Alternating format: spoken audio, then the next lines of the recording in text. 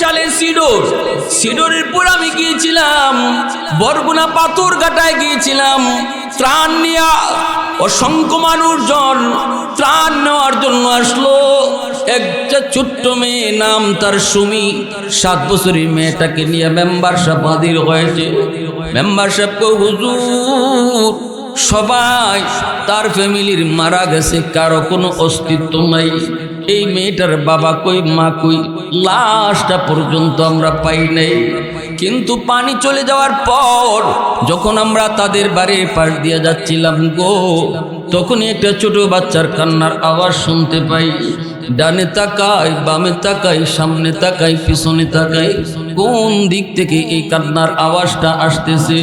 এমনি কিছু মানুষে কই, ভাই রে ডানেও না বামেও না, উপরের দিকে তাকাও। উপরে তাকায় দেখি তাল গাছ, এই তাল গাছের ঝুপড়ির মধ্য থেকে কান্নার আওয়াজ। 2 জন মানুষ তালগাল বেয়ে বেয়ে তারা উঠল। এই 7 বছরের সুমি তাল গাছের ঝুপড়ির মধ্যে আল্লাহ তারে কুদরতে বাঁচায় নিছে। যে বাচ্চাটায় সাঁতার জানে না গো, তারে আল্লাহ বাঁচায়, আর যে সাঁতার জানতো তাদেরকে আল্লাহ নিয়ে যায়। এজন্য সাগর কয়, মালিক নাফরমান ভালো করে জানে আমার পাওয়ার, আমার গরম, তুমি চাইলে আমি কি না পারি। কিন্তু আজকে কক্সবাজারের পারে আইসা, সাগরের পারে আইসা নাফরমানগুলি যেই পরিমাণ নাফরমানি করে, যেই পরিমাণ গুনাহ করে, অত্যাচার করে, জুলুম করে, আল্লাহ আমি সাগর আর কতদিন সেটা দেখব। অনুমতি দিবাইনি, আমি ওদেরকে যায় ডুবাইয়া দিই, না পাক জমিনটারে আমি পাক বানায় দিই। আল্লাহ পাক তখনই জমিনটা একটা ধমক দেয়, সাগর মহাসাগর আল্লাহ ধমক দেয়, ফেরেশতারাও কই ধ্বংস করে দেয়, আল্লাহ ফেরেশতাদেরকেও একটা ধমক দেয়। আল্লাহ যা মন চায় তা করে, যা খাইতে মন চায় তাই খায়। এটা হালাল নাকি হারাম একটু ভাবে না। আল্লাহ বলেন এই মানুষটা আর মানুষ থাকে না, সে তখন কুকুরের চেয়েও বেশি নিকৃষ্ট হয়ে যায়। মালিকের গোলামের মাধ্যমে যে মানুষ ফেরেশতার চেয়ে বেশি দামি হয়, ওই মানুষটাই আল্লাহর গোলামি ছেড়ে দেওয়ার কারণে কুকুরের চেয়ে নিকৃষ্ট হয়। কথাটা আমি মৌলবীর কথা নয়, কথাটা আল্লাহ নিজে বলেছেন, উলাইকা কাল আনআম। আল্লাহ বলেন জানোনি, যেই মানুষ আমি আল্লাহকে চিনে না, আমার বন্দেগী করে না, আমার হুকুম মতো চলে না, আমার বিধান মেনে চলার চেষ্টা করে না, কোনটা হালাল কোনটা হারাম জানার চেষ্টা করে না, মানতেও চায় না, আল্লাহ বলেন তার জীবন আর হায়ওয়ানের জীবনে কোনো তফাৎ নাই। একটা গরু ছাগল যেমন তাদের জীবনে কোনো বৈধ নাই, অবৈধ নাই, হালাল নাই, হারাম নাই, জায়েজ নাই, নাজায়েজ নাই। একটা গরু যা মন চায় তা খায়, যা দেখতে মন চায় তা দেখে, যার সাথে রাত কাটাতে মন চায় তার সাথেই রাত কাটায়। তুমি মানুষ হয়েও যদি যা মন চায় তা খাইলা, যা মন চায় তা করলা, তোমার জীবনে আর হায়ওয়ানের জীবনে কোনো তফাৎ নাই, ঠিক না? কথাটা আমার যদি হইতো, আপনারা হয়তো আমার উপরে রাগ করতেন, কষ্ট করতেন, কষ্ট নিতেন, আমার উপরে গুসা করতেন, হুজুর এত বড় কথা বলল। কথাটা আমি বলি নাই, কথাটা বলেছেন স্বয়ংকে। জোরে বলেন, আপনারা বলবেন হুজুর আল্লাহ তো বলছে হায়ওয়ানের মতো, আপনি যে কুকুর থেকে নিকৃষ্ট কইলেন, এটা কই পেয়েছেন? যে আল্লাহকে চিনে না, জানে না, মানে না, আল্লাহর বিধিবিধান মতো চলার চেষ্টাও করে না, সে কুকুরের চেয়েও নিকৃষ্ট হয়। এটা কোন দলিলে? কোরআনের আয়াত বলে আল্লাহ বলছে হায়ওয়ানের মতো, আল্লাহ তো কুকুর কয় নাই। এর জবাব হলো কুকুরের চেয়েও নিকৃষ্ট এই কথাটা আল্লাহর রাসূল তার হাদিসে বলছে, উলাইকা কাল আনআম বাল হুম আদল। আল্লাহ বলছেন এরা হায়ওয়ানের মতো, এরপরে শব্দটা আল্লাহ ব্যবহার করেছেন না, এর চেয়েও নিকৃষ্ট। আল্লাহ বলতেছেন হাইওয়ান শুধু না, এরা মানুষ হইয়া হাইওয়ানের চেয়েও নিকৃষ্ট। রসুল তার হাদিসে বলেন হাইওয়ানের চেয়েও নিকৃষ্ট বইলে আল্লাহ কি বুঝাইতে চাইলেন? রসুল তার হাদিসে বলেন আর দুনিয়া জিফা ও তালিবুহা কিলাব, দুনিয়া হলো মরা গরু, আর দুনিয়া ফাইয়া যে আল্লাহ বইলা যায়, কুকুর যেমন মরা গরু ফাইয়া মালিক ভুলে যায়, যে মানুষগুলা দুনিয়া পাইয়া আল্লাহ ভুলে যায়, এরাও কুকুরের মতো। মরা গরুরে খায় তিন ধরনের প্রাণী। কয় ধরনের প্রাণী খায়? শিয়াল খায়, মরা গরু খায়, শকুন খায়, আর কুকুরে খায়। শিয়াল সারা রাত খায়, যেই মাত্র দেখে সকাল হয়ে যাচ্ছে তখনই সে মরা গরুর গোশত খাওয়া বাদ দিয়া তার ঠিকানা গর্ত, এই গর্তে চলে যায়। শিয়ালে কিন্তু ঠিকানা ভুলে নাই। আকাশ থেকে শকুন নামে, সারাদিন শকুন মরা গরু খায়। সন্ধ্যা হয়ে গেলে শকুনও থাকে না, সেও তার ঠিকানায় চলে যায়, গাছের ডাল। কিন্তু মরা গরু যদি কুকুরে লাগাল পায়, জানি না আপনারা ঢাকা শহরে আছেন, শহরে বন্দরে থাকেন, হয়তো আপনারা এগুলা অনেকে দেখছেনই না।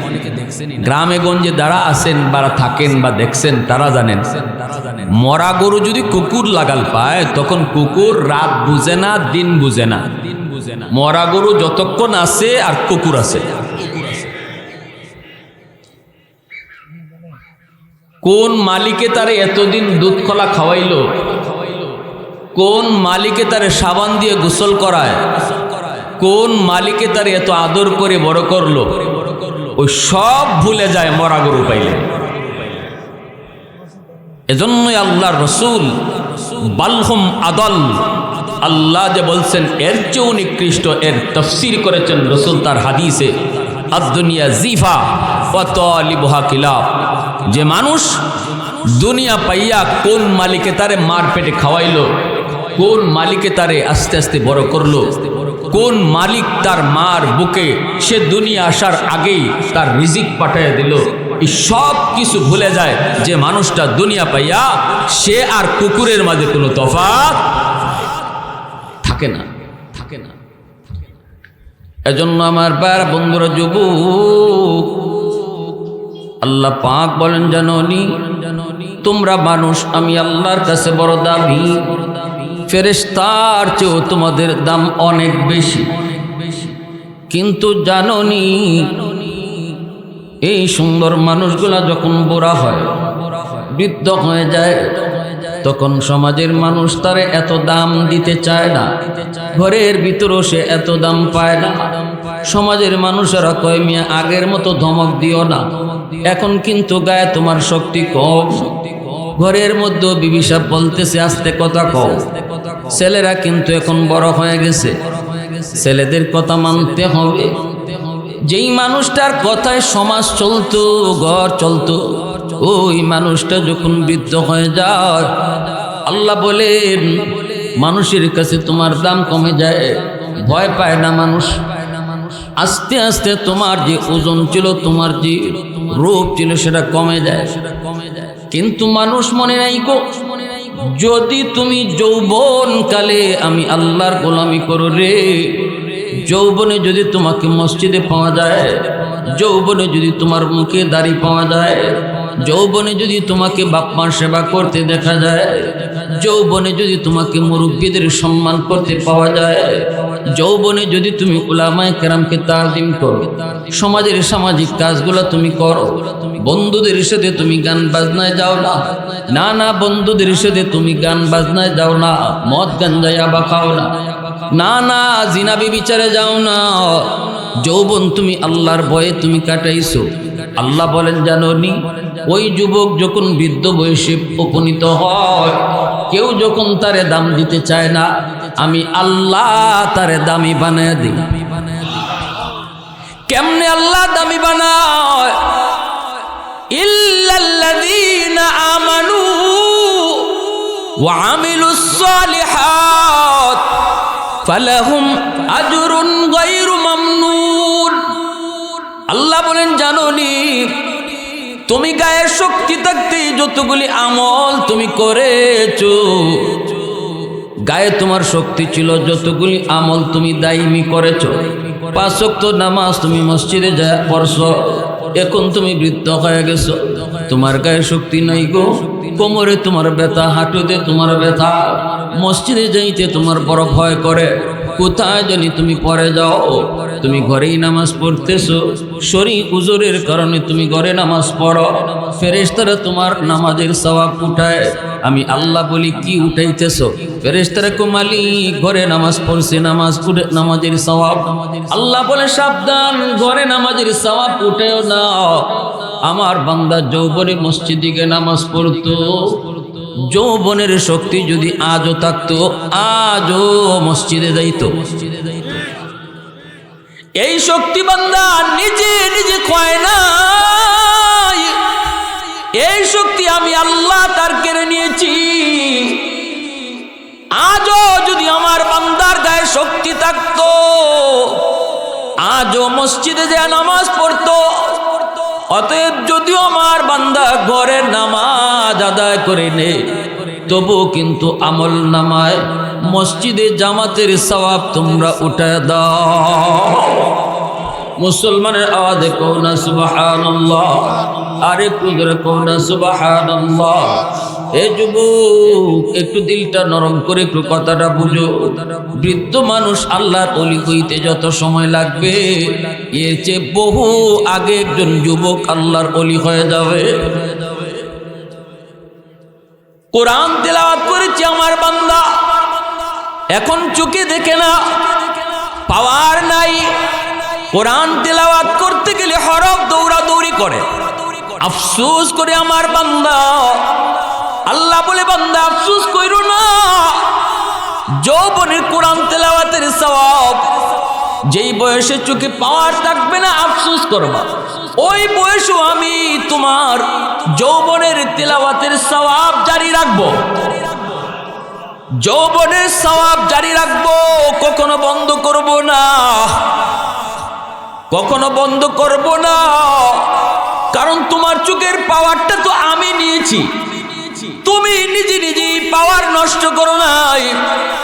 বয়সের কারণে আমি তোমার চোখের পাওয়ার কেড়ে নিয়েছি। আজও যদি তোমার চোখে আগের মতো পাওয়ার দিয়া রাখ, আমি আল্লাহর বিশ্বাস তুমি আগের মতোই তিলাওয়াত করতা। আজও ফজরের পর তুমি প্রতিদিন সূরা ইয়াসিন তিলাওয়াত করেছো, আজ তুমি তিলাওয়াত করতে পারো না, কিন্তু আল্লাহ বলেন ইল্লাল্লাযীনা আমানু ওয়া আমিলুস সালিহাত ফালাহুম আজরুন গায়রু মামনুন। আল্লাহ বলে আমি 4 জিনিসের কসম করে বলতেছি, বান্দারে তুমি যদি বৃদ্ধ বয়সী ফজরের তিলাওয়াত করতে না পারো, তোমার যৌবনের সূরা ইয়াসিনের তিলাওয়াতের সওয়াব আজকে বুড়া বয়সে তিলাওয়াত করতে না পারলেও আমি জারি রেখে দিব। এটাই হলো আহকামুল হাকিমিনের পেনশন। দুনিয়ার বাদশা আমাদের কি পেনশন দেয়? দুনিয়ার সরকারে পেনশন দেয়। সরকারি বয়স হলো 40 বছর।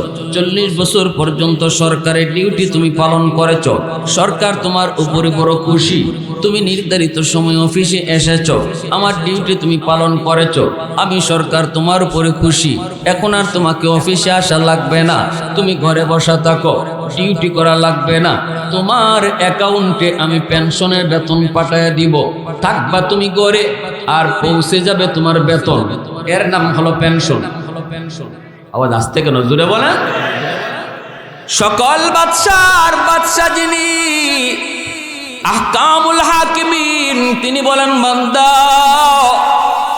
দুনিয়ার বাদশা যদি তোমার কর্মচারীর উপরে খুশি হইয়া তার পেনশন দে, আমি আল্লাহ সকল বাদশার বাদশা, আমিও তোমাকে ইবাদতের পেনশন দিব। যেই নফল বন্দেগীগুলা তুমি করছো যৌবনে, যেগুলা তোমার দায়মি আমল ছিল, আজকে বুড়া বয়সে তুমি পারো না, ওই যৌবনের ইবাদতের কারণে আমি যৌবনের সবগুলি ইবাদত জারি রাখবো। তাহাজ্জুদের নামাজ তুমি পড়েছো, এখন পড়তে পারো না, গায়ে তোমার শক্তি নেই, ঘুম থেকে উঠতে পারো না, তুমি বড় দুর্বল, ঘুমায় ঘুমায় তুমি শুধু আফসোস করো, চোখের পানি ধরাও। আল্লাহকে বান্দারে কাঁদিস না, যদিও তুই ঘুমায় রইছো, তাহাজ্জুদের টাইমে তোমার ঘুম ভাঙছে ঠিকই, কারণ তোমার এই টাইমে ঘুম ভাঙা অভ্যাস ছিল। এখন তুমি উঠতে পারো না, কারণ তোমার গায়ে শক্তি নাই, কোমরে তোমার ব্যথা, হাঁটুতে ব্যথা, তুমি আফসোস করো। আল্লাহকে বান্দা, আফসোস করার দরকার নাই রে বান্দি। যৌবনে তুমি তাহাজ্জুদ যে আদায় করেছো, আজকে বুড়া বয়সে ঘুমায় থাকলো, আমলনামায় তাহাজ্জুদের সওয়াব আমি আল্লাহ উঠায় দিব। প্রশংসা করব কার? একটু আওয়াজ দেয়া কও না কার? মুসলমানের আওয়াজে কও না কার? ওয়াহদাতি কি হিফাজত নেহি বেকুওতে বাজু, ওয়াহদাতি কি হিফাজত নেহি বেকুওতে বাজু, आते निके कुछ काम हक ले खुदा दा, ऐ मर्द खुदा तुझको कुव्वत नहीं हासिल, जा बैठ किसी गार में अल्लाह का कर याद, ये सच है कि बातिल की तरफदार नहीं हम, गद्दार न समझो हमें गद्दार नहीं हम, फूलों की तरह नरम मिजाज अपना है नज़र, हम तेरी नहीं नेज़ा व तलवार नहीं हम, हम तेरी नहीं नेज़ा व तलवार नहीं हम। मुसलमाনের आवाज को अल्लाहु अकबर। একজন যুবকের জীবন শুরু হয় মাত্র, সামনের জীবনের তার সবগুলি ঘাট থাকে, প্রতিটা ঘাট থেকে তার পার হওয়া লাগবে। এর যুবক, তোমার আমার জীবনে আল্লাহ বাতি জ্বালায়া দিছে, বাতি লাগায়া দিছে, বাতি কিন্তু আল্লাহ জ্বালায়া দেয় নাই, বাতি জ্বালায়া আল্লাহ দেয় নাই। এই যে এই জায়গায় লাইট লাগানো হয়েছে, লাইট জ্বলবে না, পাওয়ার হাউস থেকে যদি লাইন ওকে করা না হয়, তোমার আমার জীবনও আল্লাহ পাক লাইট লাগায়া দিছে, জ্বালায়া দেয় নাই। জ্বালানোর জন্য আল্লাহ বলছে পাওয়ার হাউস থেকে লাইন ওকে করো, পাওয়ার হাউস থেকে লাইন ওকে করো। যৌবনে তুমি বাপমার সেবা করো, যৌবনে তুমি মুরব্বীদের সম্মান করো, যৌবনে উলামায়ে কেরামের তাজিম করো, আলেমদের কাছ থেকে তুমি দোয়া নাও, মুরব্বীদের কাছ থেকে তুমি দোয়া নাও, মা বাবার অন্তরের দোয়া তুমি নিয়ে নাও। যখনই তুমি এই পাওয়ার হাউস থেকে তোমার জীবনের লাইন ওকে করবে, আল্লাহ যে বাতি লাগায়া দিছিল, লাইট লাগায়া দিছিল, সেই লাইট আল্লাহ জ্বালায়া দিবে। এজন্য যৌবনে মা বাবার দোয়া একান্ত প্রয়োজন। হায়াতের ভিতরে আল্লাহ বরকত তোমার বাড়ায় দিবে, রিজিকের ভিতরে আল্লাহ বরকত বাড়ায় দিবে। হাকিমুল উম্মত মুজাদ্দিদি মিল্লাত মাওলানা আশরাফ আলী থানভী রাহমাতুল্লাহি আলাইহি বলেন, যেই সন্তানের পিছনে তার মার দোয়া, বাবার দোয়া, ওই সন্তানের এক নম্বর দুনিয়ার ফায়দা, আল্লাহ তার হায়াতের ভিতরে বরকত বাড়ায় দেয়। বিপদ তার উপরেই পড়ার কথা, অ্যাক্সিডেন্টে তার পা ভেঙে যাওয়ার কথা, তকদিরে লেখা ছিল তার পা ভেঙে যাবে। আল্লাহ পাকের তকদির, আল্লাহ পাকও লেখা রাখছিল, তকদিরও লেখা ছিল। কিছু কিছু তকদির আল্লাহ ঘুরাইয়া দেয় দোয়ার উসিলায়। সেই দোয়া যদি হয় মার বাবার, সেই বাপ মার দোয়ার উসিলায় আল্লাহ পাক তোমার অ্যাক্সিডেন্ট থেকে আল্লাহ তোমারে বাঁচাইয়া দিবে। আওয়াজ দিয়ে কও না সুবহানাল্লাহ, আরেকটু জোরে কও না সুবহানাল্লাহ। দুই নম্বর ফায়দা হলো আল্লাহ পাক তোমার রিজিকের ভিতরে বরকত বাড়ায় দিবে, রিজিকের ভিতরে আল্লাহ বরকত বাড়ায় দিবে। অল্প তুমি কামাই করো, অল্প কামাইয়ের ভিতরে আল্লাহ রিজিক বাড়ায় দিবে। কামাই তোমার কম কিন্তু ফায়দা অনেক বেশি। বরকত কারে কয় এটা আমরা অনেকেই বুঝি না। বাপমার দোয়া যদি থাকে, রিজিকের ভিতরে বরকত বাড়ায় কে? আওয়াজ দেয়া বলেন কে? তিন নাম্বার ফায়দা হলো, যেই যুবক মা বাবার দোয়া নিয়ে চলবো, মা বাবার সেবা করব, মার সাথে চোখ লাল করে কথা বলবে না, বাবার কলিজায় আঘাত দিয়ে কথা বলবে না, নরম নরম ভাষায় কথা কইব। আল্লাহ পাক রব্বুল আলামিন তার সন্তানকেও তার মতো আদর্শ সন্তান বানাইব। সে যেমন বাবার মার কথা মাইনা চলে, আল্লাহ তার সন্তানকেও তার মতো বানাইব। চার নাম্বার ফায়দা হলো, মা ভক্ত সন্তান, বাবা ভক্ত সন্তান যদি গরিব হয়, হাকিমুল উম্মত বলেন ওই লোকটারে আল্লাহ পাক মক্কা মদিনা আল্লাহ জিয়ারত করায় নিব। কারণ হলো দুনিয়ার জমিন মার চেহারার দিকে বাবার চেহারার দিকে কতবার মায়ার নজরে তাকায় তাকায়া কবুল হজ কামাই করেছে। রাসূল বলেন, মা মিন ওয়ালাদিন বারিন ইয়ানজুরু ইলা ওয়ালিদাইহি নাজরা রাহমাতিন ইল্লা কাতাবাল্লাহু লাহু বিকুল্লি নাজরাতিন হাজ্জাতাম মাবরুরা। রাসূল বলেন, সন্তান যদি মার চেহারার দিকে মায়ার নজরে তাকায়, চোখ লাল করে না, গরম হয়ে না, ধমক দিয়া না, নরম ভাষায় যদি মার সাথে কথা কয়, বাবার সাথে যদি কথা কয়, প্রতি নজরে নজরে আল্লাহ পাক তার আমল নামায় কবুল হজের সওয়াব উঠে দেয়। ফেরেশতারা কয়, মালিক, যেই ছেলেটা মা বাবার চেহারার দিকে তাকায়া তাকায়া এতগুলা হজ কামাই করেছে, বাস্তবেও তুমি তারে হজ কবুল করো। আওয়াজ দিয়ে কও না সুবহানাল্লাহ। ফেরেশতারা তখন তার জন্য দোয়া করে, আল্লাহ, বাপ মার চেহারার দিকে তাকায় তাকায় তো অনেকগুলি হজ কামাই করছে, মকবুল হজ, দুনিয়াতে তুমি মক্কা মদিনা তারে দেখাইয়া দাও। তখন আল্লাহ ফেরেশতাদের দোয়া কবুল করে। এজন্য হাকিমুল উম্মত মুজাদ্দিদে মিল্লাত মাওলানা আশরাফ আলী থানভী রাহমাতুল্লাহি আলাইহি বলছেন, যেই সন্তান মা বাবার কদর করবে, বাপ মার কথা মান্য চলবে, মা বাবার খুশি রেখে চলবে, এই সন্তানকে আল্লাহ দুনিয়ার জমিনে মক্কা মদিনা জিয়ারত করায়। কষ্ট হইতেছে আপনাদের?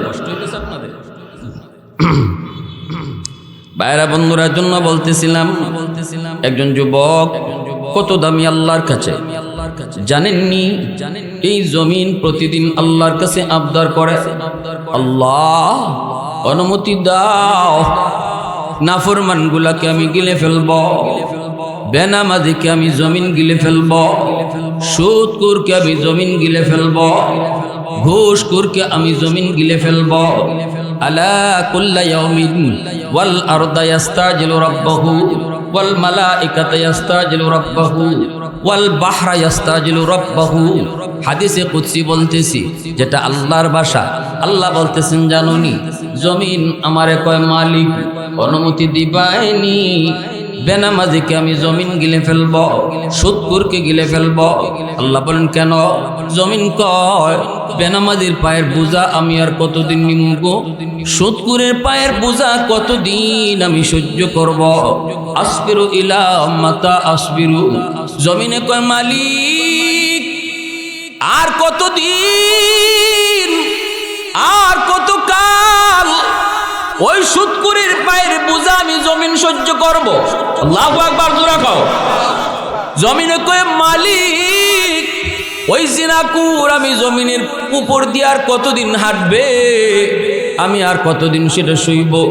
আল্লাহ বলে, জানোনি তোমাদের এলাকার জমিনও প্রতিদিন আবদার করে, আপনাদের মির্জাপুরের জমিনও আল্লাহর কাছে এই আবদার করে, বেনামাজির সকালবেলা যখন ঘর থেকে নামাজ না পড়েই বের হয়, তখনই জমিনে কয়, মালিক অনুমতি দেও, নাফরমান তোমার হুকুম নামাই না ঘর থেকে বের হয়ে গেছে, আমি জমিনে যদি তুমি অনুমতি দিতাও আমি কিন্তু এখনই ফেটে যাইতাম, পরের নগদ আমি কবর দিয়ে ফেলতাম। আল্লাহ বলে, সাগর মহাসাগর গুলো এইভাবে আবদার করে, ওয়াল বাহরা ইস্তাজিলু রাব্বাহু। কক্সবাজার সমুদ্র সৈকতের পার কত যুবক কত যুবতী যে গুনার আয়োজন করে, গুনাহ করে, পানিতে নেইমা গুনাহ করে। কক্সবাজার সাগরের পানিটা গুনার সাক্ষী হয়। সাগরের পানিটা ডাক দিয়া কয়, মালিক আর কতদিন আমি গুনাহ দেখবো, আর কতকাল দেখবো, আর কতকাল আমি গুনাহ দেখবো, অনুমতি দিবাইনি যেই নাফরমান গুলা সাগরের পারে আইসা এরকম গুনাহ করে, অথচ আমি সাগর কতটা ভয়ঙ্কর নাফরমান ভালো করে জানে। তোমার হুকুমে আমি শান্ত, তোমার হুকুমে আমি সাথে সাথে অশান্ত। সাগর যদি চায় মুহূর্তের ভিতরে সব ডুবাইয়া দিতে পারে কি পারে না? আল্লাহর হুকুম পাইলে পারে কি পারে না? ওই যে বরিশালের সিডরের পর আমি গিয়েছিলাম, বরগুনা পাথর ঘাটায় গিয়েছিলাম ত্রাণ নিয়া। অসংখ্য মানুষজন ত্রাণ নেওয়ার জন্য আসলো। একটা ছোট্ট মেয়ে, নাম তার সুমি, 7 বছরের মেয়েটাকে নিয়ে মেম্বার সাহেব হাজির হয়েছে। মেম্বার সাহেবকে, হুজুর সবাই তার ফ্যামিলির মারা গেছে, কারো কোনো অস্তিত্ব নাই। এই মেয়েটার বাবা কই, মা কই, লাশটা পর্যন্ত আমরা পাই নাই। কিন্তু পানি চলে যাওয়ার পর যখন আমরা তাদের বাড়ির পাশ দিয়ে যাচ্ছিলাম গো, তখনই একটা ছোট বাচ্চার কান্নার আওয়াজ শুনতে পাই।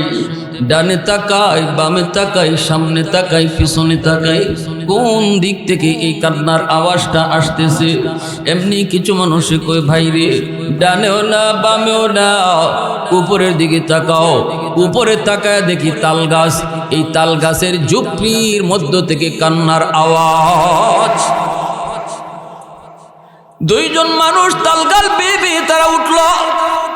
এই 7 বছরের সুমি তাল গাছের ঝুপড়ির মধ্যে আল্লাহ তারে কুদরতে বাঁচায় নিছে।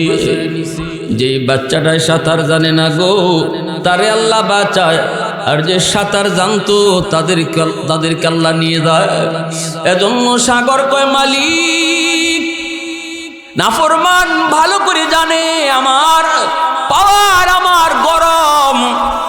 তুমি চাইলে আমি কি না পারি, কিন্তু আজকে কক্সবাজারের পারে আইসা, সাগরের পারে আইসা নাফরমানগুলি যেই পরিমাণ নাফরমানি করে, যেই পরিমাণ গুনাহ করে, অত্যাচার করে, জুলুম করে, আল্লাহ আমি সাগর আর কতদিন সেটা দেখব? অনুমতি দিবাইনি আমি ওদেরকে যায় ডুবাইয়া দিই, না পাক জমিনটারে আমি পাক বানায় দিই। আল্লাহ পাক তখনই জমিনটা একটা ধমক দেয়, সাগর মহাসাগর আল্লাহ ধমক দেয়, ফেরেশতারাও কই ধ্বংস করে দেয়, আল্লাহ ফেরেশতাদেরকেও একটা ধমক দেয়। আল্লাহু আকবার, আওয়াজ দেখুন আল্লাহু আকবার। আল্লাহ পাক রব্বুল আলামিন কই, এর জমিন আমি আল্লাহ দেখতেছি, এই জমিনের ভিতরে কত গুনাহ হইতেছে, কত অত্যাচার হইতেছে, কত জুলুম হইতেছে, কত নাফরমানি হয়, কত অন্যায় হয়। এরপর আমি আল্লাহর নগদ ধরি না, কারণ জানোনি এই মানুষকে আমি আল্লাহ সবচেয়ে সুন্দর এবং সবচেয়ে মায়া করে বানাইছি। আসমান আল্লাহ বানাইছেন কুন ফায়াকুন বইলা, জমিন আল্লাহ বানাইছেন কুন ফায়াকুন বইলা, ফেরেশতা আল্লাহ বানাইছেন কুন ফায়াকুন বইলা, কিন্তু আমারে আপনারে আল্লাহ পাক কুন ফায়াকুন বলে বানায় না। আমারে আপনারে যখন আল্লাহ বানাইছে, আল্লাহ বলে খালাকতু বিয়াদাইয়া, আমি আমার বান্দা বান্দিরে নিজের হাত দিয়া বানাইছি। কারণ এই চেহারার মধ্যে তো দামি কপাল, ওই কপাল দিয়া বান্দা আমার কুদরতি কদমে সেজদা দিবে। এই কপালটা আমি বানাইছি শুধু আমাকে সেজদা দেওয়ার জন্য।